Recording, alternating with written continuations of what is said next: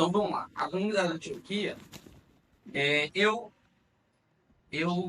faço parte da Antioquia desde quando a Antioquia não era Antioquia. Quando estava no plano, na plana. Meados de 2015 ali, ó. Ó, tá fazendo 10 anos, vocês têm que respeitar.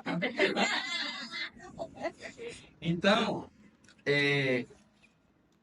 o que nós cremos, assim, a forma como a Antioquia nasceu, gente, nossa salinha bem pequena, umas 15 pessoas, tinha a ver com o ministério de oração. Aliás, tem a ver até hoje, né?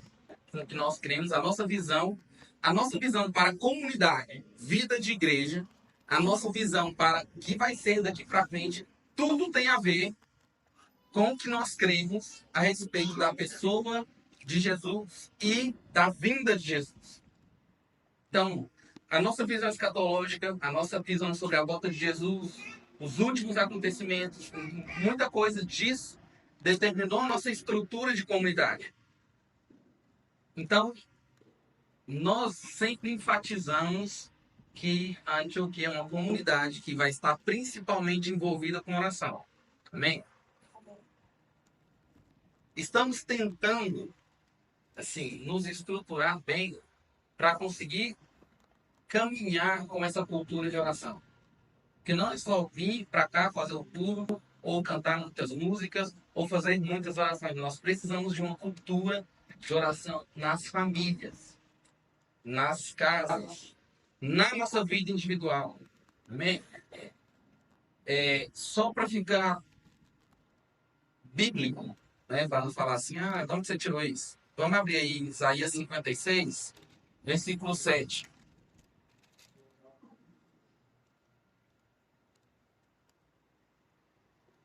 Abram aí. Aí eu quero pedir para outro irmão abrir em Marcos 11, 17.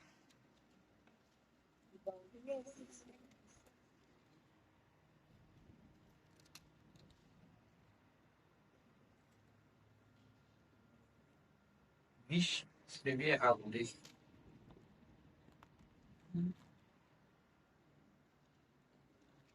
Quem abriu em Isaías, por favor, leia. Em voz alta. Voz de trovão. E exaltarei a vestido monte, e alegarei em minha casa coração. O seu local, os seus sacrifícios serão ao feito do meu altar. Porque a minha casa será chamada de casa ao povo. Amém. Existe, então, uma definição do que é a casa de Deus. Ele fala, a minha casa, existe uma identidade, será chamada casa de oração. Então, se a gente não ora, a gente não tem nada a ver com a construção do que Jesus está fazendo na Terra. Vocês entendem? Tem tanto que ser grato. Eu quero contribuir com o plano de Deus. Beleza. Começa, assim, orando 10 minutos por dia, você está contribuindo. E aí, sendo fiel no pouco, o Senhor vai nos depositando muito. Amém? Então, como chamado coletivo, a nossa vocação é se envolver com esse ministério. É se envolver com o ministério de oração coletiva e cultura de oração na nossa vida pessoal, na nossa família e no caseiro. Bom, sendo assim, e isso também, gente, tem a ver com a nossa escatologia, tá? A gente vai falar disso mais para frente, mas nós vamos ver que em Apocalipse capítulo 8, as orações dos santos, ela enche as taças para que os juízos de Deus desçam sobre a terra. Então, são as nossas orações que vai trazer os últimos dias. São as nossas orações que vai realizar a vontade de Deus na terra. O Jota falou que sobre igreja, e eu vou entrar nesse assunto agora, quando ele disse que igreja é o povo chamados para fora, com essa definição, a gente vai ver isso mais no Antigo Testamento. É que havia homens anciãos nas portas da cidade. Então, o chamado para fora era ser chamado para esse lugar de ficar nas portas da cidade. Por quê? Porque na porta da cidade fazia-se julgamento de causas, por exemplo. Ficavam os juízes.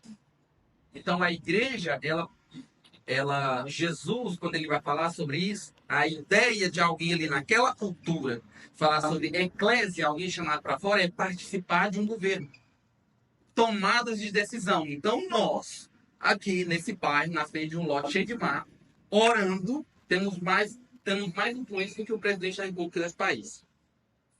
Só precisamos de fé para acreditar nisso. Porque ser chamado para fora é ser chamado para um lugar de autoridade. Amém? Vamos lá. Antes de falar de vida de igreja, eu queria só fundamentar um pouco, gente. Porque se a gente observar assim, o que é igreja, né? A gente fala assim, estou indo na igreja. A gente aqui talvez não usa tanto esse termo, né? Porque a gente não tem um culto dominical no templo, no prédio. Então, essa frase, né? Esse jargão de ir à igreja já é uma coisa assim, que não acontece tanto no nosso meio. Mas a gente tem aí, assim, no meio do vocabulário evangélico, sempre essa associação de igreja com uma estrutura local de reunião, certo? E eu queria começar com vocês aqui pelo óbvio, né? O que é igreja? Se o Jota trouxe essa definição bíblica de que igreja é aqueles chamados para fora, vou melhorar a pergunta. Na sua formação, o que é igreja? Ela é composta de quê? Alguém respondeu aí? Não é uma pergunta retórica, não. Pode chutar aí se quiser. Ela é formada do quê? A igreja ela é formada do quê? Membros? Tá, não, tá no caminho, tá no caminho. Tá vendo? Eu faço as perguntas do negócio que nem tá aqui. Gente, vamos lá então. Sabe o que é chamado de igreja? E eu vou falar isso, gente, porque isso faz parte do que a gente crê, tá? Vai estar, se você abrir na confissão de fé, vai estar lá. Igreja é a união entre dois povos, gentios e judeus. Isso é a igreja. Pessoas que nasceram da linhagem sanguínea de Abraão, um povo que está na terra hoje, localizado em Israel, que veio dessa descendência, israelitas, tá? E pessoas que somos nós, alcançados primeiramente pela vida de Cornélio, através da vida de Pedro, e depois o ministério de apóstolo Paulo, que pregou ali para todos que não eram judeus. Então, a igreja é isso na sua formação, tá? Todos os povos da terra. Minha casa será chamada casa de oração para todas as nações. Com nações ali, eles são etnias. Só que, rapidão, rapidão. Apocalipse João tem uma visão de um povo, uma multidão de todo tipo de nação, segurando palmas nas mãos. Gente, eu amo essa expressão, né? Segurando palmas nas mãos. Como João conseguiu perceber nessa visão que tinha gente de todo o povo, língua, tribo e nação? Como? Como vocês acham que, tipo assim, ele viu e identificou isso? Porque ele escreveu o que ele viu. Ele não escreveu o que o anjo falou. Tem uma diferença aí. Eu tenho uma teoria. Exatamente. Ele viu ali todo mundo diferente. Talvez assim, de fisionomias diferentes, ele viu o chinês, junto com o africano, junto com o brasileiro, com esse povo mais feio assim do nosso lado de cá é Argentina, assim, chileno, sabe? Tem um cabelão, né? O povo engraçado, eu acho, gente, o latino, assim, o cara é bem engraçado. Então ele. E todas as cores, né? Porque, não sei você, mas sempre fala assim, África, eu imagino um bando de negão tudo colorido. Então, eu acho que ele teve uma visão assim de todos os povos, cara, tribos indígenas, entende? Ali, sei lá, com o cocá todo pintado. Eu acho que ele viu isso. Porque ele identificou que tinha um monte de gente diferente. Isso é a igreja. Na sua formação. Amém? Agora, o Eduardo tá aí não, né, gente? Fecha o ouvido aqui, Eduardo. Agora, o que é a igreja no seu conceito? Efésios capítulo 1, vamos lá. Olha o que ele tá, olha o que eu falei, ele está trabalhando Efésios aí. Depois, se tiver errado, você me chama na salinha de pensar. Isso aqui que eu vou falar é perigoso. Perigoso. Efésios capítulo 1, versículo 22 e 23. Esse eu vou ler. Também sujeitou todas as coisas debaixo dos seus pés, para que seja cabeça sobre todas as coisas, e o deu à igreja. E agora a gente tem uma definição conceitual do que é a igreja segundo a Escritura, que é o seu corpo, a plenitude daquele que preenche tudo em todas as coisas. Então a igreja é o corpo de Jesus, o corpo de Cristo. Essa é uma definição de conceito do que a igreja é. E aqui, irmãos, eu gosto desse termo, eu não sei se esse termo está certo, viu, gente? Eu vou usar ele para a gente entender aqui. Aqui, o homem cósmico apresentado pelas escrituras, que é uma cabeça e um corpo, ele é dividido, e essa aí, vou botar muitas aspas aqui, tá? Dividido em cabeça e corpo, certo? Então, sem ser Jesus, todo o restante é o quê? Corpo de Cristo. Amém? Então, o que, que o pastor é? Corpo de Cristo. O que, que o apóstolo é? O evangelista, o mestre, o que você quiser. É Jesus. E é o corpo. Se eu cortar essa mão aqui, eu vou poder mexer essa aqui. A atividade dessa mão não depende dessa. Mas se você cortar a cabeça, nenhum membro se movimenta. Então a nossa atuação como igreja, ela está fundamentada em apenas uma autoridade. É a igreja com o cabeça, Cristo. Amém?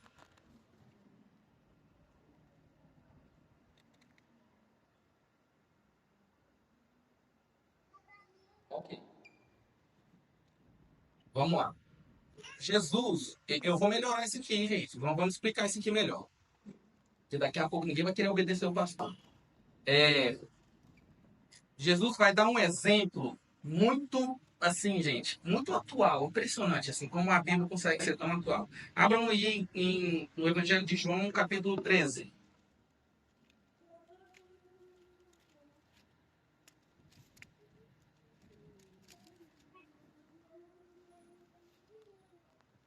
É, 13. Nossa, mano, eu coloquei aqui muitos textos, mas eu não vou ler isso aqui tudo, não, hein? Anota aí. Não, não, eu vou ler. Vou ler rapidinho. João 13, 3.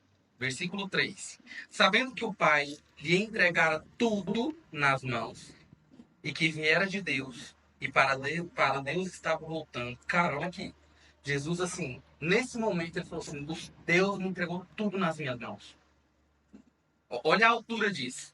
Eu vim de Deus e eu tô voltando para Deus. Uau. O cara, eu acho que ele já tava assim, ó, preparando. Parece que ia rolar um arrebatamento aqui no texto. Aí, assim, ó, gente, olha essa. Sabendo que o Pai lhe entregara tudo nas mãos e que viera de Deus e para Deus estava voltando, Jesus levantou-se da mesa, tirou o manto, pegando uma toalha, como assim. É sério, gente. Aí você pensa assim, quando ele está no lugar mais alto, ele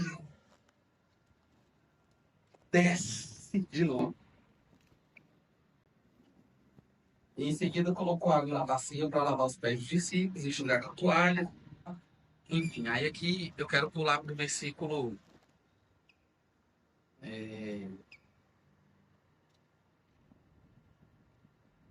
versículo 12.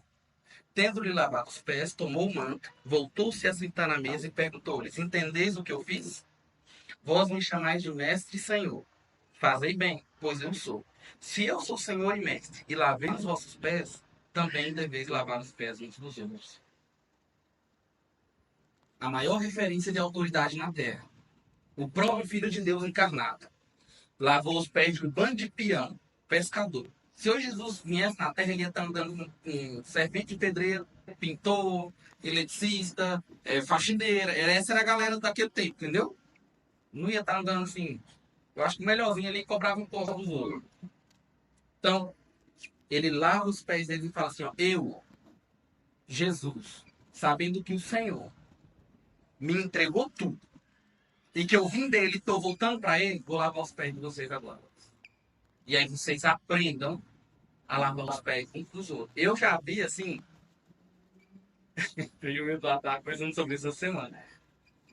Pessoas lá, assim, membros lavar os pés dos pastores em símbolo de honra, né? Vocês entendem o que está acontecendo aqui ao contrário? Deveria ser um pastor chamar um membro da comunidade, de preferência aquele que não tem atividade nenhuma, que não tem exposição, tipo assim, não sendo eu, por exemplo, qualquer outro irmão. E aí ele tirar e lavar os pés dele. Essa é a referência que a gente está tendo aqui. Anota essa referência aí, essa eu não vou abrir aqui. Anota aí, Marcos 10, 35, 45. Jesus chamou-os para junto de si e lhes disse: Sabeis que os que são reconhecidos como governantes dos gentios têm domínio sobre eles, e os seus poderosos exercem autoridade sobre eles. Mas entre vós não será assim. Então, olha o governo desse mundo. Olha o patrão de funcionário. Olha para esse sistema, olha para esse modelo de hierarquia. Deus está olhando ali, Jesus está olhando ali para os seus 12 discípulos e está falando assim: entre vocês, não vai ser assim. Então, se a gente tinha qualquer referência de escadinha de autoridade, essa referência não é bíblica.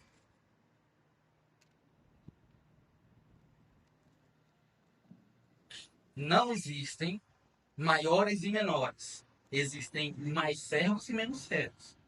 Porque a Bíblia vai dizer que se você quer ser maior, sirva. Se você quer ser maior que todo mundo, serve todo mundo. Então a gente tem cadeias de responsabilidade e serviço. Pois o próprio Filho do Homem não veio para ser servido, mas para servir e para dar a sua vida em resgate de muitos. Então, na cadeia de responsabilidade, quem está num local de maior autoridade também está no local de maior sacrifício. Presta bem atenção no que eu vou dizer aqui. Se o cargo pastoral, apostólico ou qualquer um que seja profeta ou evangelista está trazendo privilégios para essa pessoa, esse cargo está errado. Você não detém privilégios por estar à altura do cargo que você escolheu ou que você trabalhou para estar. O que você recebe subindo de responsabilidade é mais sacrifício e mais serviço. É assim na igreja. Então, na hora de falar assim que todo mundo tem que trabalhar, não é vir, até porque no nosso contexto é complicado isso, né? A gente vai chegar lá. Porque a gente olha para o serviço da igreja como um serviço no tempo. Anota mais um texto aí. Esse também eu não vou abrir porque para a gente ganhar tempo. Eclesiastes 8, 9.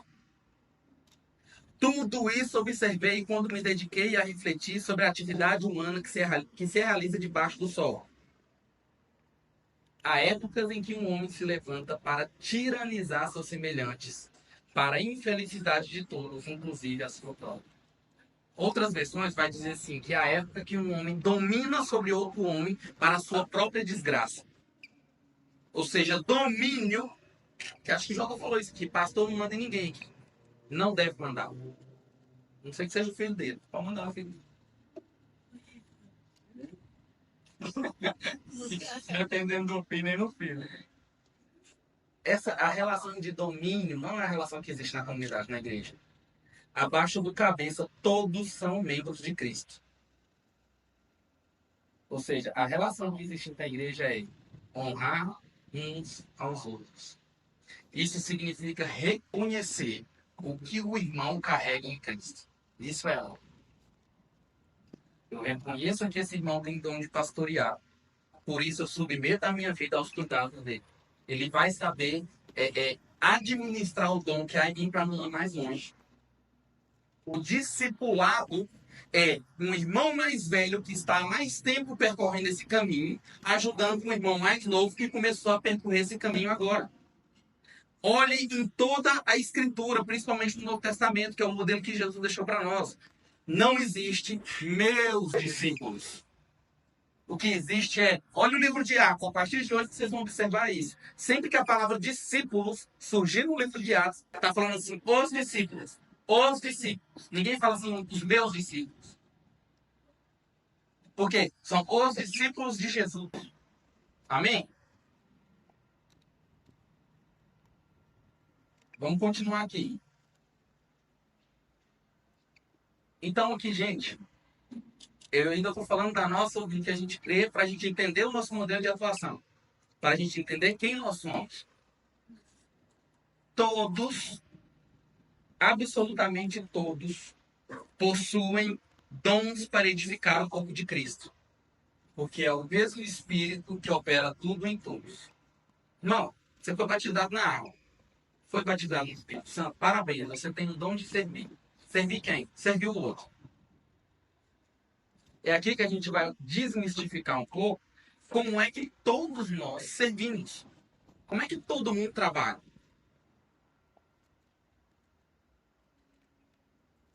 Anotem aí, Romanos capítulo 12. Do 4 ao 8 aqui, gente. Pois assim como em um corpo temos muitos membros e todos os membros não têm a mesma função, assim também nós, embora muitos, somos um só corpo em Cristo e individualmente membros uns dos outros. Gente, é tudo membro, viu? Pode ser o pescoço, tá mais perto da cabeça, mas é membro. Não quer dizer que é maior, não. Tem gente que acha que é pescoço, eu acho. Mas não, Jesus é a cabeça, não sou o pescoço. Eu tô mais perto ali, sabe? Só aquela veia, a jugular.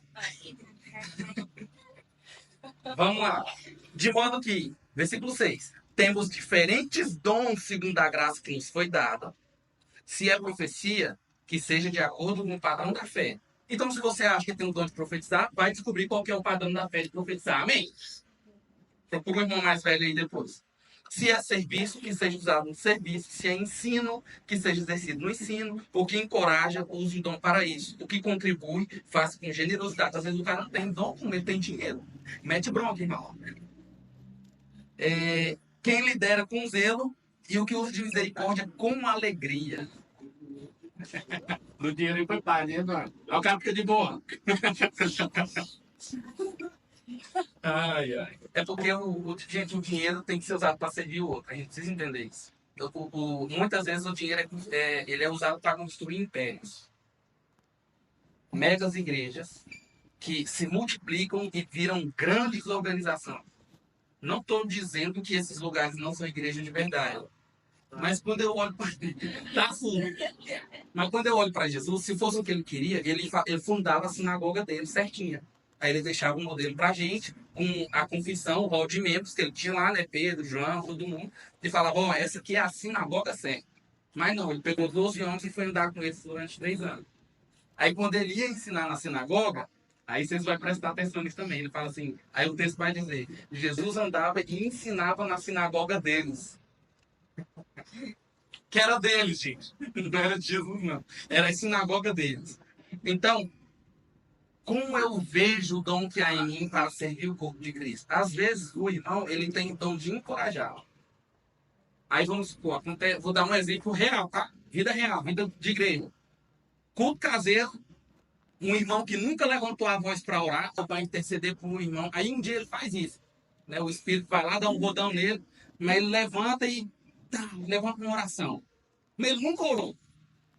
Mas aí desse dia ele orou. Aí, tipo assim, gente igual eu, que eu acredito que quando um irmão que nunca orou ora, eu penso que está mais perto da reunião ser avivada, sabe? Não é os mesmos orando sempre. Não gosto de orar. Gosto de ver irmão orar. Aí o que a gente tinha que fazer? tinha que chegar no irmão, no final. Isso é dom de encorajar. Irmão do céu, você orou, meu coração aqueceu. Faz isso mais vezes. Cara, vai dar um gás nesse cara, velho. Entendeu? Dá um gás nele. Que aí ele não vai ficar pensando assim, nossa, tem maior rato aqui. Orei aqui no cabelo e falou amém. Fala amém, velho. Fala amém pra oração do irmão. Ajuda a edificar o corpo de Cristo. Encoraja. Sabe? Aí não fica calado, não ora e quando o outro fala, você não fala nem amém. Vamos aprender a ser corpo de Cristo, cara. Porque o crescimento, ele só se dá pela correta atuação de cada parte.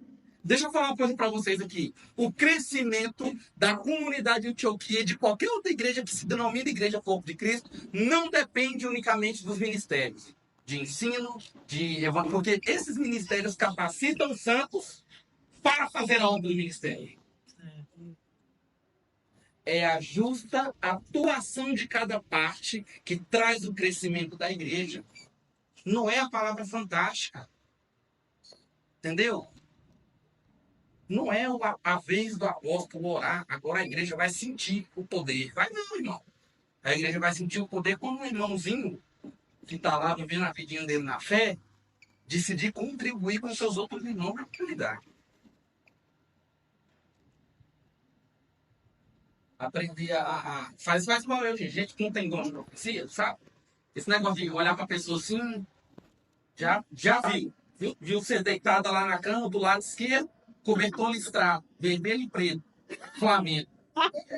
E eu vi você falando pro Senhor, aí eu piro, mano, de verdade, eu piro nessa parada, e eu ficava assim, Deus, me dá. Me dá. Oh, eu achava isso no máximo, nunca me deu, mas nunca vi um vagalume. Aí o que eu aprendi? Eu aprendi a chegar na reunião e falar assim, Senhor, aqueles que o Senhor tem, que tem um dom de profecia, movimenta nessa reunião. Aí eu ia lá, o irmão que eu sabia, falou assim, mano, vai orar por alguém, cara. O cara, tipo assim, às vezes o cara tocava no irmão assim, ele via tudo. Aí, ó, massa demais. Aí às vezes eu tô orando por aí, o que eu faço? Aí eu faço um exercício de amor, é isso que vocês aprender. Se a Bíblia diz que todos podem profetizar, eu não preciso ver para profetizar, não. Eu vou lá no irmão, e eu vou colocar a mão sobre ele e vou começar a orar por ele. Daqui a pouco, quem sabe o Senhor te dá um versículo, te dá uma palavra, você entrega, com humildade. Olha, irmão, estava orando que meu sentimento foi esse. Todas as vezes que veio versículo bíblico, foi da hora para mim, sabe? Deus sabe, né? Eu falei, Senhor, fala comigo assim, me dá um texto que é mais fácil. Porque esse negócio de sentimento não é comigo. Aí ele me dá o texto, me ajuda. Mas esse negócio de abrir o olho, orei. E aí, por que eu não tenho? Porque meu irmão tem. Então, qual é a minha tarefa? Encorajar meu irmão que tem. Você não sabe receber gente na sua casa? Encontra com a pessoa que é mais hospitaleira e vai visitar a casa dele. Chama ele para sua casa. Cara, às vezes assim, você tem aquele irmão que você fala assim, cara, como que eu chamo esse cara pra minha casa? Eu vou ficar lá, nós vamos ficar olhando um pra cara do outro. Não vamos saber fazer uma salinha bacana, sabe? Chama um irmão que sabe fazer a sala, mano. Seja estratégico, seja inteligente. Existe um irmão com dom de hospitalidade. Você vai chamar ele, vai acontecer. Pode não parecer assim, gente. Eu sou um cara ruim disso, entendeu? De hospitalidade. Eu não sou ruim. A pessoa vem pra casa lá e eu, sei lá, não sei conversar. Não sei como acredito que eu não conheço, algum dia que eu conheço. Aí eu preciso aprender, sabe? Assim, eu preciso aprender a ouvir. Uma coisa que eu aprendi muito com a minha esposa foi a ouvir. Ficar calado, ouvir mais. Nossa, minha esposa é um pouco de paciência. Aquela conversa super desinteressante, ela tá lá. Eu preciso disso. Isso é uma demonstração de amor ao meu irmão, entendeu? Então vamos continuar aqui, gente. A gente começou agora a falar de dons. Então, Filipenses 2 vai dizer o seguinte: considera o teu irmão superior a ti mesmo. Isso que significa honrar. Às vezes, eu estou falando, parece que a atuação daquele irmão é muito pequena, mas quando você coloca ele no lugar de honra e fala, meu irmão, você é necessário. Sabe? Eu tenho um hábito, inclusive, acho que alguns irmãos lá do grupo caseiro devem ter percebido. Sempre que tem um aniversário de alguém, eu sempre digo para esse irmão, é uma honra compartilhar da caminhada da fé com você. Você é necessário. Eu gosto de fazer isso. Para quem, sabe assim, parece que às vezes só quem prega é a pessoa desejada, né? A gente tem que acabar com isso. Então, A igreja, ela tem um formato e ela se parece relacionalmente falando com uma família e não com uma empresa, e não com uma organização, e não com um status, mas com relações. E é por isso que a gente, aqui na comunidade, tem um livro de cabeceira para a vida da igreja que se chama Relacionamento de Aliança. Tem uns 36 capítulos, né, Eduardo? É 36? 36. Faz um intensivo, lê um por dia. Em 36 dias, leu tudo. Fala, calma, eu não sei exatamente como é que é isso. Pega o livro e lê o livro. Tarefa de casa, se dedique. Diga não ao Netflix e diga sim ao relacionamento de aliança. Nega a si mesmo. Caminho da cruz, é o que o Jota ensinou aqui. Não vai dar para você fazer parte da igreja com uma vida confortável. A vida de servir o outro é desgastante. Sabe aquele irmão chato que foi lá pedir pão porque recebeu visita na casa dele? Uma parábola de Jesus. Ele insistiu tanto que o cara desceu assim. Nossa, eu vou descer, não é porque eu vou ajudar o cara, não tem nada a ver com isso. Não é porque ele tá batendo tanto na minha porta que eu vou descer. É mais ou menos por aí. Entendeu? Dá trabalho. Se dedique à vida da igreja. Na mesma proporção, talvez você se dedica você deveria, pelo menos, se dedicar ao seu devocional. Vamos lá. Relacionamento de aliança. Comunhão verdadeira, alcançada pela revelação de Cristo, que cada um possui e pode ser compartilhado. Uma vez, a gente vai contar uma história aqui de Miliano, hein? Bem antigo isso. Um tempo que eu fazia um culto caseiro numa casa de um irmão que, graças a ele, eu cheguei no caminho da fé. A gente fazia um culto na casa dele, tipo assim, 2 horas da tarde, e a gente ia estudar a Bíblia. E meio que não tinha hora, porque a gente estava lá, a gente comia lá, enfim. Aí eu peguei e falei, aí eu tinha feito um estudo bacana, né? Quando Deus criou tudo, ele foi falando assim, haja luz e houve luz. Haja isso e houve. Aí quando chega o homem, ele fala assim, façamos. Opa, peraí. Aqui foi diferente. Não é haja o homem aí. É façamos o homem. Então tem uma diferença. Falei, e eu pensei assim, nossa, hoje eu vou chegar e vou meter essa lá na reunião. Mas, eu era um novo convertido, velho. Assim, eu tava bombando. Toda vez que eu vi um negócio da hora, eu falei, na turma dessa aqui todo mundo vai pirar. Aí, só que aí eu fiz um negócio diferente. Falei assim, gente, o que vocês estão vendo de diferente em Gênesis capítulo 1? Aí um foi falando isso. Aí teve um irmão, o eletricista, que falou assim, lembra como se fosse o cara tem uma coisa muito interessante aqui, ó. Deus não falou, acho que não foi falar fazer, né? Ele falou, façamos. Eu falei, o cara viu o que eu não vi. Eu tive que estudar pra ver. Ele viu naquela hora lendo. Eu falei, meu Deus, cara, o cara viu. Aí eu pensei assim, a primeira coisa que eu pensei naquela hora, eu falei, Deus falou com ele sobre aquilo, mas não falou comigo. Suponhando que eu não tivesse estudado, naquele momento eu ia ser edificado com ele. Pela revelação que ele teve de Jesus. Do jeito que Deus fez o homem. Foi fantástico aquilo. Eu falei, caraca, ele percebeu. Eu não percebi isso. Façamos. Eu falei, cara, muito bom, muito bom. Assim, eu fiquei bem impressionado, né? Acho que a mesma que Jesus, quando Pedro falou, né? Tu és o Cristo, filho de Jesus. Uau! Foi revelado a ele, né? Então, todos possuem revelação da palavra. Às vezes a gente pode pegar um texto só e se todo mundo falar do mesmo texto, cada um vai falando um aspecto diferente daquele mesmo texto. Seu Roberto gostava de fazer isso, filho do seu John Wall. Ele ia falar de cantares, ele lia cantares inteiros e falava assim, irmão, aí ele fazia um quadro, e o que vocês estão percebendo aí? Ele escrevendo tudo. Aí ele, para todos os irmãos, é fantástico. Aí o que ele estava fazendo, né? Assim, vocês me ajudaram com a revelação do livro. O seu Roberto ele era muito humilde, gostava muito de ver isso. Gente, anota aí.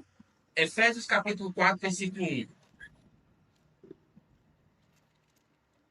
Efésios 4:1 vai dizer de forma objetiva de que a unidade do Espírito já existe. Portanto, eu, prisioneiro do Senhor, peço-vos que andeis de modo digno para o chamado que recebeste. Tá, gente, é do 1 ao 3, tá? com toda humildade, mansidão, paciência, suportando-vos uns aos outros em amor, procurando cuidadosamente manter a unidade do Espírito no vínculo da paz. Ele não falou para a gente criar a unidade. Falou para a gente manter a unidade. Porque a unidade, o vínculo no Espírito já existe entre os santos. Nossa responsabilidade é manter a unidade. Que jeito? Humildade, mansidão, paciência, suportando uns aos outros em amor.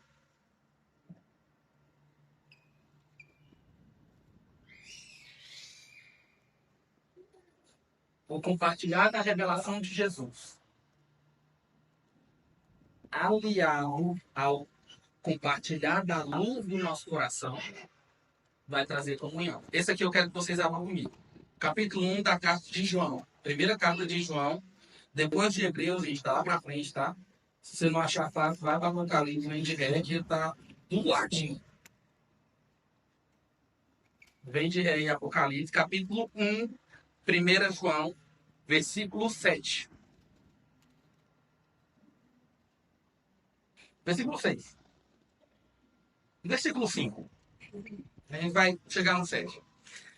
E a mensagem que dele ouvimos e vos anunciamos é esta. Gente, nesse momento aqui, prelúdio de João. Você pensa assim, agora vai vir a pancada. A mensagem que ele ouviu de Jesus. Ele fala, é essa. Deus é luz e nele não há treva alguma. Isso aqui não está nos 4 evangelhos. Por que está lá? Se é uma coisa assim, a mensagem que a gente ouviu é essa. Pelo jeito, para João, o que ficou forte da mensagem de Jesus não foi pego pelos outros evangelhos. Deus é luz e nele não há treva alguma. Se dissermos que temos comunhão com ele e andamos nas trevas, mentimos e não praticamos a verdade. O que é andar nas trevas? É ninguém te conhecer. Se ninguém te conhece, então, provavelmente você não é humilde. Você é uma prótese do corpo. E o corpo de Jesus não tem prótese não, viu? Só para ficar... Como é que prótese vai ligando a cabeça? Não tem como. Você quer saber assim, se você tem vida de igreja? É simples. Que irmão pode dar testemunho de ti, meu amigo? Já aconteceu algumas vezes coisas bem interessantes, assim. Feedbacks negativos de alguém que anda comigo. Por exemplo. Não, eu acho que esse irmão aí que anda com você, ele é assim, você fala, mano, sabia que não é? Não é assim, não. Ele é assim, assim, assim, assado. Aí eu... Fica aquele climão chato, né? Porque o irmão queria falar mal pro irmão, né? Mas ele não deu certo. Porque eu conheci o irmão e eu falei bem pro irmão. Falei, você tá errado sobre ele. Eu ando com ele. Aí fica. E aí? Se você tiver alguém que te conhece, irmão, nem fala mal do céu, todo mundo vai dar conta. É bom, né? Isso é bom. Quem conhece você? Se ninguém conhece você, se você não tem alguém que você pode confessar seus pecados, nem, não precisa ser o pastor necessariamente, só precisa ser um irmão maduro para te ajudar. Você está em treva. Mas se andarmos na luz, assim como ele está na luz, nós temos comunhão, nós não geramos, nós temos. A comunhão, ela começa a acontecer a partir de um irmão vulnerável com outro irmão vulnerável. É um irmão revelando quem ele é, com seus pecados, as suas deficiências, e o outro irmão também revelando seu coração. E aí você vai fazer um teste de fidelidade. Não chega lá também, sabe, confessando aqueles pecados que você não que vai acabar com a sua vida. Se o cara não for um irmão de aliança, você jogou na mão dele uma coisa muito perigosa. Então comece devagar. Repara também se ele confessa algum pecado para você. Se for uma relação mútua de confiança, aí você começou a fazer um relacionamento de aliança acontecer. Aí a vulnerabilidade pode aumentar, porque os dois estão sendo vulneráveis. Entende? Com exceção de pastor, né, líder, que às vezes você vai ali confessar com o pastor e tal, não necessariamente você precisa esperar que ele faça isso com você de volta. Porque no que nós acreditamos, até a gente da liderança, nós somos obrigados a fazer com a gente mesmo aqui. Chega aí na reunião da diaconia, aí, irmão, não é que foi não, sai lá de casa, brigar com a minha mulher.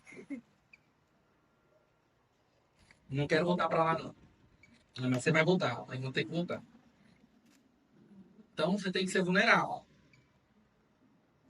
Para que haja perdão, cura. Se dissermos que não temos pecado, enganamos a nós mesmos e a verdade não está em nós. Se confessarmos os nossos pecados, Ele é fiel e justo para nos perdoar e nos purificar de toda injustiça.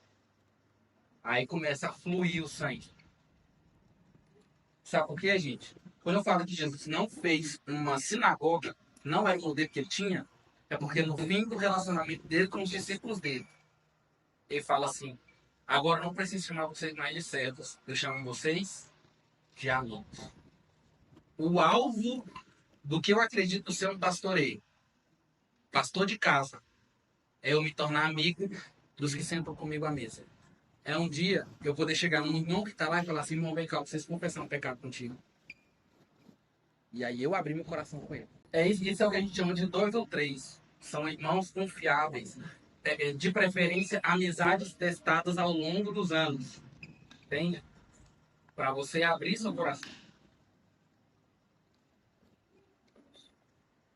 E aí, o cuidado uns com os outros. A prestação mútua de contas entre amigos vai gerar saúde espiritual no meio do povo da igreja. Baseado no que eu estou falando aqui, gente, até se o seu pastor estiver falhando pastoreio, você não vai ser pastoreado.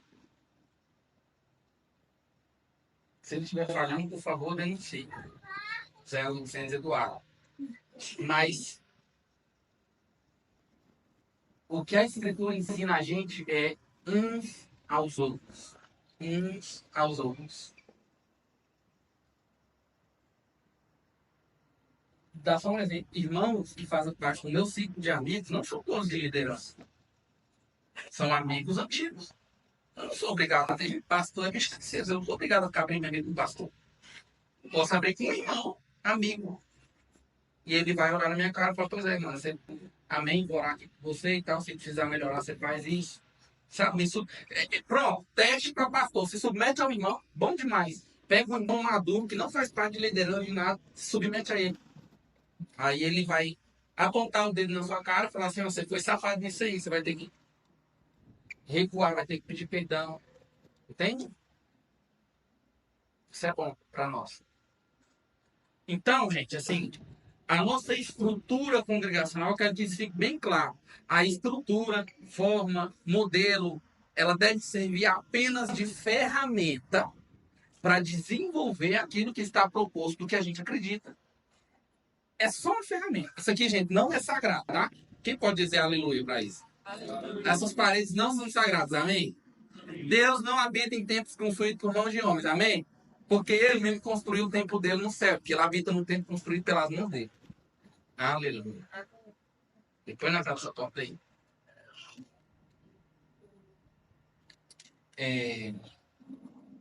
O formato, igreja caseira, culto coletivo, tudo que a gente usa para nos edificar aqui, gente, são ferramentas para alcançar o espírito que nós queremos. Por exemplo, o culto caseiro. Como eu falei aqui, o lugar de atuação dos dons do Espírito no nosso meio é no culto caseiro. É ali. É ali que a gente pode dar uma palavra de encorajamento. É ali que a gente pode orar pelo irmão e pedir para o Senhor uma palavra sobre ele. É ali que você pode trazer de casa uma coisa que você leu, escreveu na sua leitura bíblica e aquecer o seu coração. Você vai falar assim: cara, eu vou levar isso para o culto caseiro, porque, nossa, esse aqui foi massa demais para mim. E aí você compartilha lá e os irmãos são edificados. Entende? É isso que é comunhão. É para isso, assim, que se o culto caseiro não está assim, ele está caminhando para esse lugar. Se a gente pegar as primeiras casas no Novo Testamento, vou dar um exemplo da casa de Cornélio. O Espírito Santo caiu e foi lá na casa dele. Ele não teve que ir no templo. Tinha um templo lá, tinha um pátio lá que o povo fazia reunião. Mas o Espírito Santo quis que fosse na casa. As igrejas que Paulo... A gente vê Paulo indo de igreja em igreja. A gente pensa que é umas igrejinhas. Não era. Tinha igreja que ele fundou lá que era na sala de casa. Tinha talvez 6 irmãos, 8 irmãos. Aí você lê a carta lá e fala: uau, deve ter umas 2.000 pessoas. Não tinha nada. Tinha gente dando trabalho pra caramba. Muitas igrejas que Paulo fundou eram famílias. Então nós estamos preocupados em gerar esse ambiente onde todos podem servir. Quer começar servindo? Abre a boca e ora. Nem que fosse assim, obrigado por esse domingo, obrigado pela vida dos meus irmãos. Vem nos visita. Amém, irmão. Tá? Começou bem. Não fala eu, não. Meu pecado, minha. Seja coletivo, irmão. Ora com todo mundo. Vamos sair do egoísmo. O que nós queremos é um ambiente onde todos podem ser estimulados a compartilhar a palavra.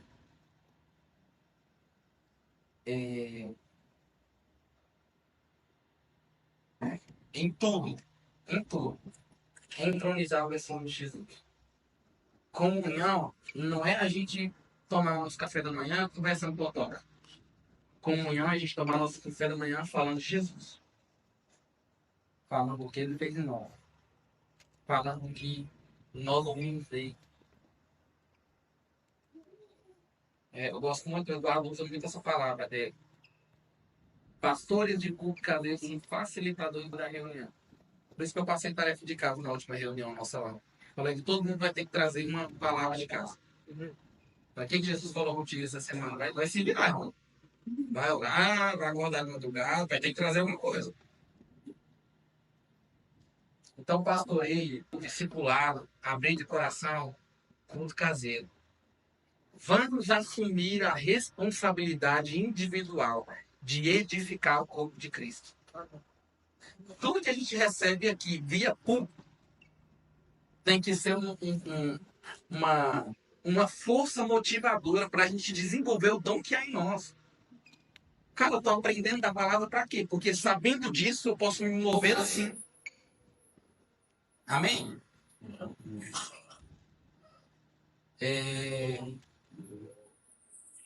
Só mais.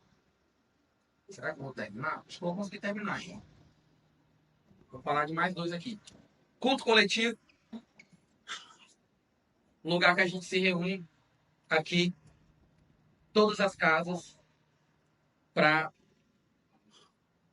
adorar o Senhor juntos. Também é um lugar, irmão, que o nosso fervor coletivo, a nossa disposição individual deve afetar o ambiente. É um lugar que não é tá doido aqui de ver um irmão rompendo em oração. O Eduardo vem desesperado. Deixa o irmão orar lá. Hoje a gente tá meio assim, meio paradinho, mas lá, um tempo atrás, porque uns 6 anos atrás, era loucura essa reunião coletiva nossa. Vamos começar a orar lá no fundo da igreja, os instrumentos pararam, daqui a pouco o outro irmão, daqui a pouco não tinha música mais. Aí demorava, vamos voltar.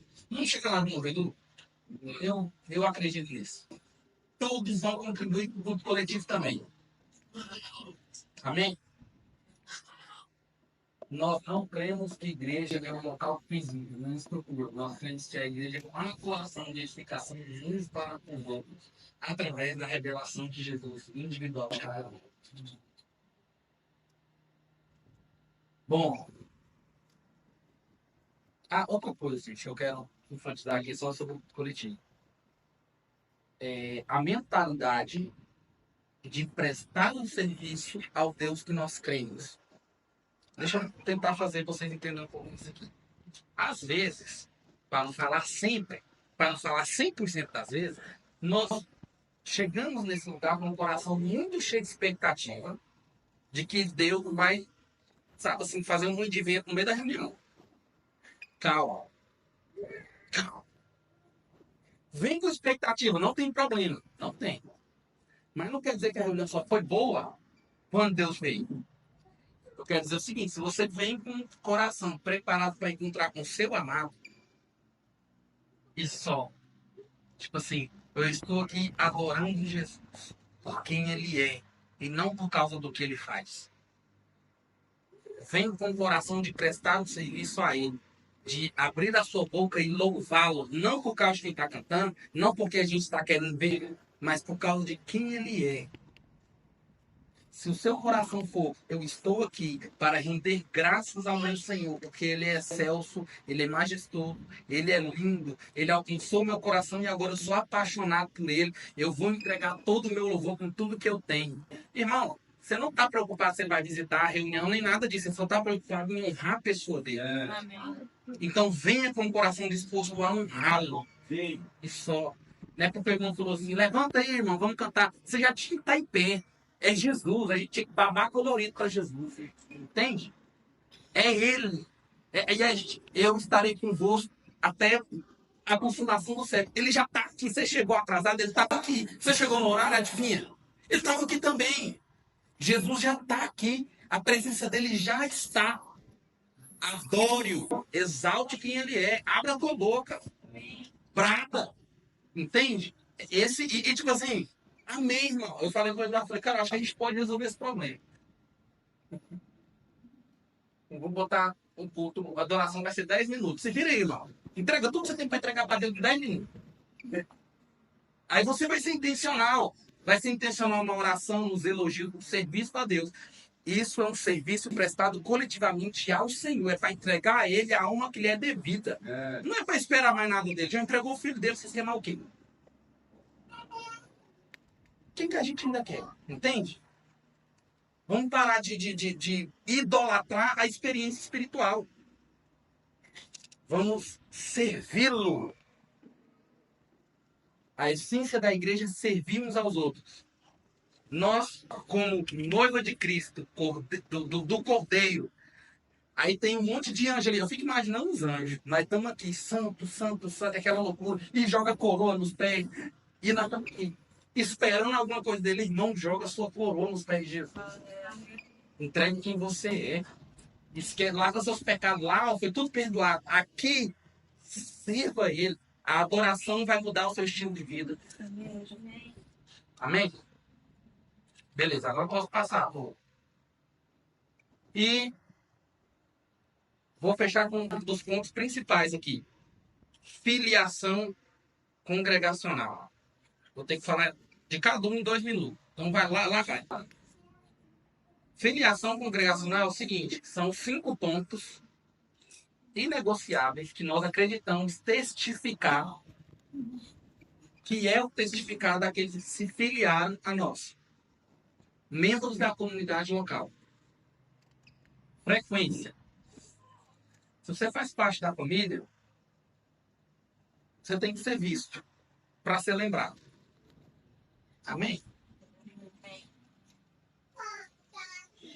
Faça o exercício de negar a si mesmo e colocar o serviço aos irmãos, o serviço a Deus, a ajuda coletiva do que tange o reino de Deus, na frente da sua agenda individual. Tipo assim, se for um aniversário de alguém que não é muito próximo, você não mata, não. Mata o aniversário. Eu uso esse critério. Assim, segredinho. Laís não tá aqui, então eu vou contar. É sério. Se alguém muito chegado meu, assim, vou dar um exemplo. Aconteceu essa semana passada. Meu pai na fé, alguém que eu estimo muito, me pede um favor, assim, no dia da reunião, era aniversário do filho dele e tal. Eu falei assim, cara, eu mando uma mensagem assim, muito rápido pro meu coração, ó. Guarda, libera aí, cara. Dessa vez, eu vou ter que ir lá. Eu preciso ir lá. Aí os dois, não, amém, irmão, vai lá e tal. Beleza. Agora, irmão, aniversário da parente da minha esposa pra lá. Eu falei que eu tava perto de nós. Rapaz. Ah, é sobrinho, filho da irmã dela, quero nem saber. Pode ser café dos pastores aqui. Não é legal, eu venho pro café do pastor. Não vou para aniversário, não vou. Não tem que ir. Às vezes é aniversário do meu irmão no meio da semana, nós vamos fazer um fim de semana. Ele tá ali para não deixar muito sozinho, não é? A gente viu o cabelo. A gente não sabe, não tem essa. Tem gente que é aniversário parece ter uma sacralidade. É sacro o bagulho. Assim, naquele dia, negocia tudo. Sai fora, mano. Eu tenho mal o que fazer. Eu tô trabalhando para Deus vir morar na terra. Sabe? Então, assim, se é extremamente importante para você, muito, assim, tem que ser muito amiga aí, não tem jeito, tem que ser naquele dia. Beleza. Mas, querido, você faz parte da comunidade. Tenta não bater sua agenda pessoal da sua vida com a agenda coletiva da comunidade. Amém? Quem pode dizer amém? Quem fala amém? Ninguém quer falar amém, não. Porque assim, gente, a falta, ela desmotiva os outros também. Tá vindo ninguém. Não vou notar em ninguém mesmo. Não é importante. Enquanto que a presença motiva. Ô, irmão, você não foi, mas foi bom, viu? Ô, Vitor, vou contar essa história rapidão, 30 segundos. Um dia eu ia em todos os turnos, cara. 2016, um negócio bombando, sala de oração, nem chamava 24 horas de oração, tava em tudo. Eu tava em tudo. Tinha oração 5 horas da manhã, 3 vezes por semana. Eu saía do IP, 5 horas da manhã, já fui até com o pneu furado. Na esperança de encher o pneu, ele não tava furado, tava seco, né? De encher o pneu no Garavelo pra chegar lá. Tava lá sem. Teve um dia, uma segunda de noite, eu falei assim, não, hoje eu tô, nossa, hoje eu tô cansado. Eu tinha uma fábrica de salgado na época, eu dava 4 horas da manhã, eu falei, hoje não. Hoje eu tô. Aí beleza. Deu ali lá com umas 10h30 da noite.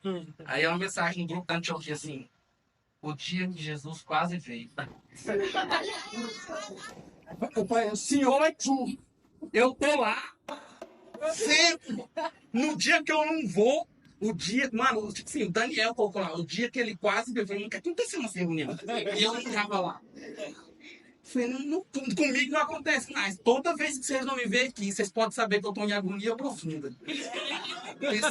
Jesus não está visitando vocês poderosamente e eu estou lá com nenhum.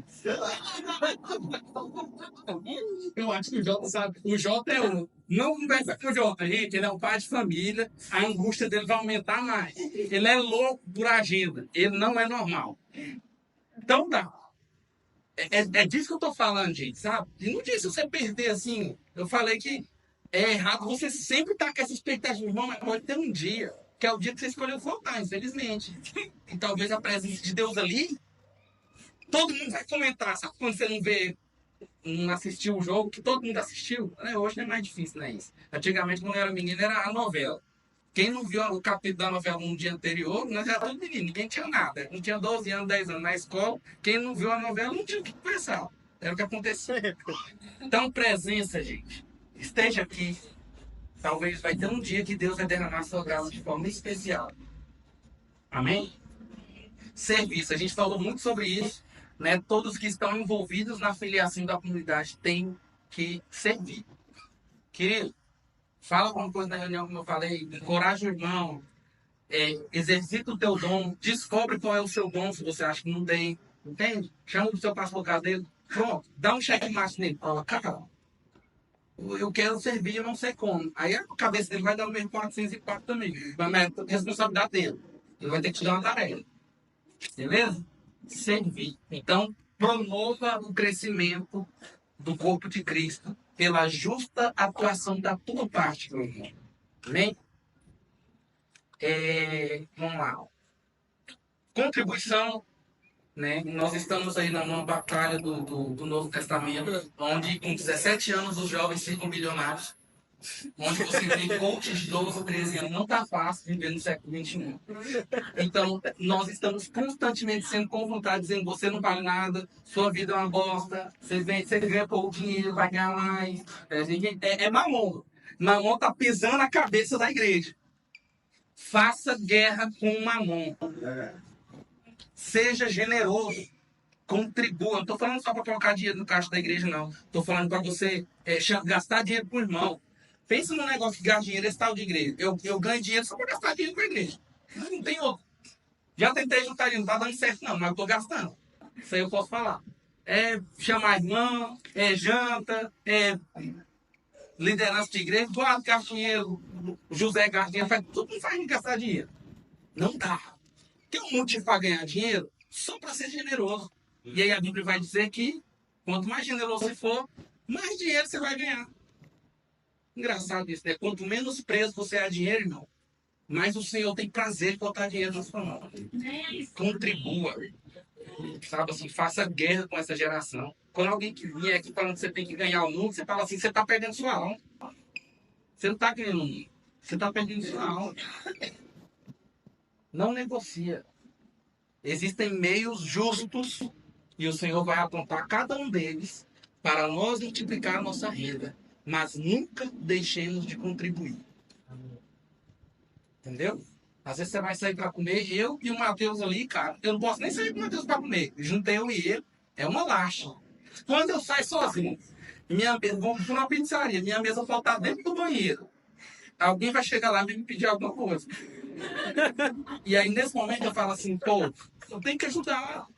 Aí eu vou lá e ajudo. Aí eu saio com o Matheus, teve um dia que eu saí com ele, foi 3, não lapago. Pô, vem aqui a foto, menino doente e tal, né? Tamo dinheiro. Tem outro, eu falei, ô, vamos embora. Daqui a pouco eu tenho dinheiro nem de pagar a conta aqui do restaurante. Mas toda vez que vem, irmão, eu converso com a pessoa, nossa, é mesmo e tal, damos dinheiro. Às vezes eu cara bêbado, no mercado, com arroz, R$ 35 um pacote. Aí você foi lá comprar, velho, um alface, R$ 2. Aí o cara vai poder gastar 35, bebo ainda. Dá pelo menos um sabão nele, fala, ó, seu safado. Leva esse sabão, não vai trocar por pinga, não. Leva pra sua família, pra sua filha. E paga, moço. Entendeu? Mas paga. Se liberta do dinheiro. Gente, não seja. O amor ao dinheiro é a raiz de todos os males. Não tem nada, não tá nada aqui do que eu tô falando, tá escrito aqui, ó. Mudei tudo, felizmente. Nós precisamos fazer guerra contra essa geração. Amém? Amém. E o quarto, depois só tem mais um, viu, gente? Visão da comunidade. Que já falei aqui. Se o que eu estou falando aqui não está fazendo sentido para você, vai para um lugar que faz sentido. Não fica sofrendo, não. Eu passei muito por isso, cara. Eu fiquei pulando de igreja em igreja. E aí eu chegava na igreja, olha pra você ver a lástima. Eu chegava na igreja, aí quando por ver assim, um jovem de 18, 19 anos que lê a Bíblia, que ora, que prega, acabou, irmão, você não tem vida mais. Aí quer botar você para liderar o jovem, você vai liberar o jovem da Assembleia de Deus. Aí eles estão acreditando que Jesus vai vir em secreto, eles vão subir no tobogã dos filhos carinhosos, e você está falando, não, infeliz, você vai ficar aqui, vai passar pela grande tribulação. Ah, mas o pastor não falou isso, aí você começa a criar conflito na igreja dos outros. Quando sua visão não faz parte da visão da comunidade, você divide a igreja, eu carrego esse pecado nas costas. Carreguei, não carrego mais.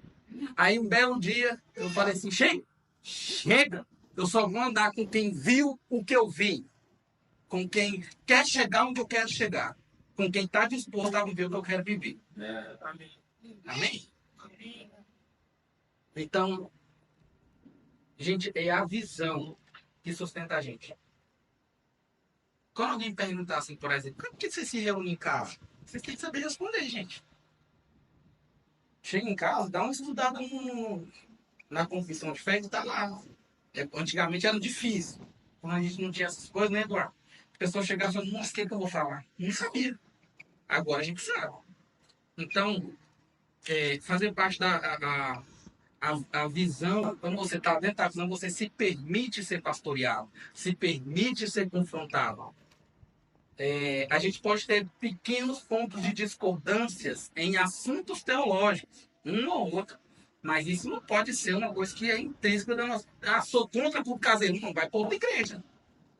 Entendeu?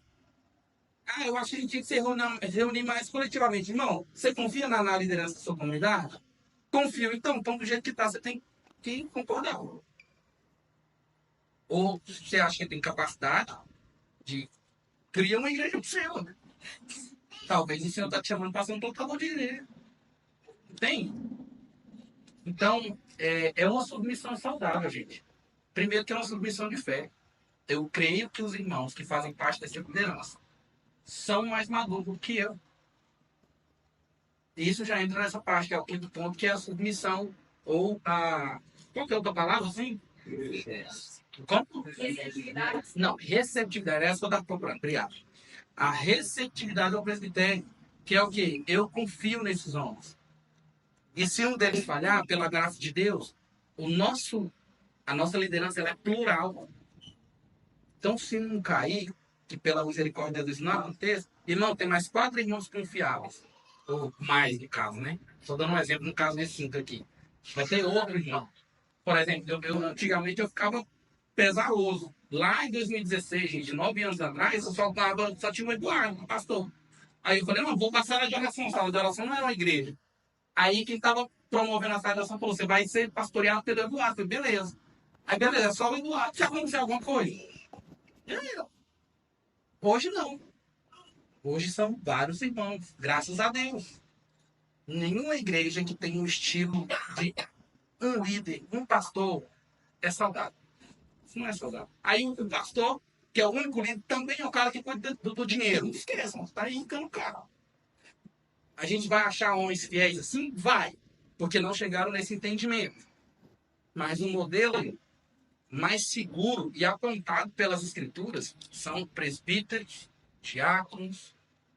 Para vocês terem uma ideia, quando veio a discussão de Atos 15 sobre judeu observar as festas, gentios, que não tinha nada a ver com os judeus, ficar observando festa e tal, ser circuncidado, que era assim, intrínseco. Todo mundo que não era povo de Israel, se quisesse ser povo, tinha que se circuncidar. Aí começou a discussão. Naquela reunião, não estavam só os apóstolos, estavam os presbíteros também. Então tinha um monte de gente, homens mais velhos, que formavam ali a liderança, que formavam o corpo de responsabilidade daquela comunidade. Então, como eu falei, o exercício da receptividade é, primeiro, fé. Eu creio que esses homens são maduros e capazes de cuidar da comunidade. Né? E segundo, humildade. A gente não se sentir maior que os outros. Amém? Bom, terminei. Eu acho, tem pergunta aí, gente? O Jota vai responder. De verdade, se ficar com alguma dúvida, eu acho que eu falei assim dos. Não tenho nem ponto teológico, assim, falei um pouco de igreja aqui, né? De teologia. Mas vou falando da gente, do que a gente crê, do que nós esperamos. Tá? Eu acho que o que a gente acaba sempre batendo mais é nesse ponto de vida de igreja. Amém? Então, eu vou terminando com a aliança de culto, que os líderes da comunidade submetem a outros irmãos, também mais maduros, mais velhos, que formam essa aliança de culto, que é uma aliança pró-Israel. Tem a ver com a nossa visão nos últimos dias. Nós não cremos que Deus rejeitou o povo de Israel. Nós cremos que Deus ainda tem promessas para aquele povo e que aquele povo vai experimentar, vendo a nossa atuação. Olha que loucura. Vendo a igreja dos gentios, eles vão olhar para nós e dizer: isso que eles estão vivendo é nosso. E aí, esse ciúme que nós vamos gerar neles vai trazer um avivamento. Com certeza vai trazer a vida de Jesus. Nós sabemos disso. Existe uma aliança chamada Aliança de Culto, inclusive com esse irmão. Acha que no Google Jó, indicou um livro muito bom chamado Quem Ama Sua Palavra. Ele é o autor do Relacionamento Aliança. E ele é um dos líderes da Aliança de Culto global. Amém? Então, querido, além de nós estarmos não só seguros no que diz respeito à liderança por ela ser plural, ela também está sujeita a irmãos mais velhos. O Eduardo não pode meter o louco aqui agora e falar assim: estou saindo da igreja, né? Vai ter que sentar com alguém lá de São Paulo para isso aí. E aí o irmão vai falar assim: vai sair no negócio. E ele vai ter que se submeter. Entendeu? Amém, gente? Amém. Gente, de novo, vocês têm uma tarefinha de casa? Lê a confissão. Quem não tem, pede para o seu pastor, para o seu grupo caseiro, vai estar lá. E no domingo que vem, ou domingo não, sábado que vem, a gente vai tocar em outros pontos.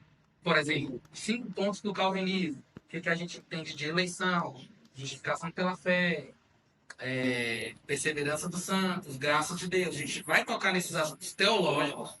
Vai ser fácil, né? Falar logo, vai ser. Que aí é teologia, é Bíblia. Não vai ser tão sobre a nossa forma e o nosso jeito de ser. Amém? Vamos ficar de pé, vamos orar. Vamos encerrar.